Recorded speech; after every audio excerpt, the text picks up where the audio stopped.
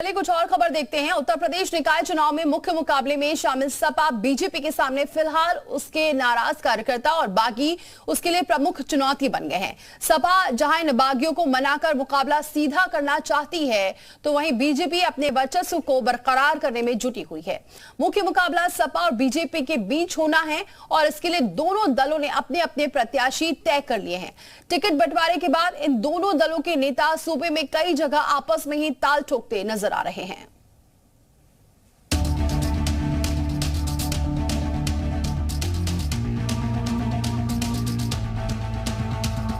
उत्तर प्रदेश नगर निकाय चुनाव के सहारे 2024 लोकसभा चुनाव के लिए मजबूत आधार रखने में जुटी पार्टियों के सामने अब अपने ही मुसीबत बन रहे हैं। सभी पार्टियों ने नगर निकाय चुनाव की शतरंज की बिसात सही बिछा रखी थी, चाल भी सही चली जा रही थी, लेकिन टिकट वितरण की एक गलत चाल ने बागियों को बगावत और अपनों को अदावत करने पर मजबूर कर दिया है।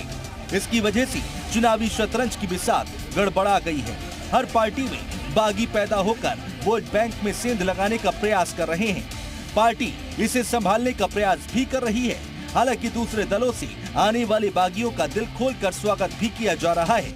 हम पार्टी की तरफ से आपका स्वागत करते हैं और हम सब जिस ढंग से माननीय प्रधानमंत्री नरेंद्र मोदी जी की नीतियों को देख रहे हैं कि दिन प्रतिदिन लोगों का रुझान भारतीय जनता पार्टी के प्रति बढ़ रहा है।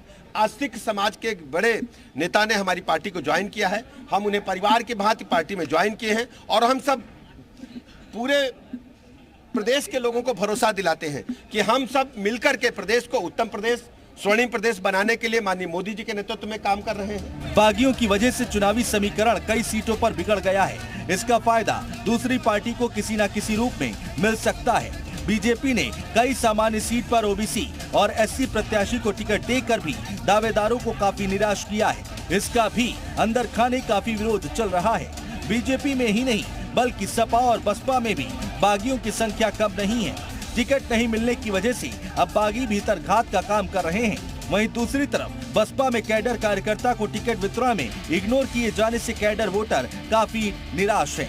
समाजवादी पार्टी पूरी तैयारी के साथ नगर निकाय चुनाव में समाजवादी पार्टी की विचारधारा 12-17 में जितना भी शहरों को, चाहे लखनऊ हो, प्रयागराज हो, वाराणसी हो, मेरठ हो, अलीगढ़ हो, इसको जो दोबारा से बिल्ड करने का काम माननीय अखिलेश यादव जी ने किया था।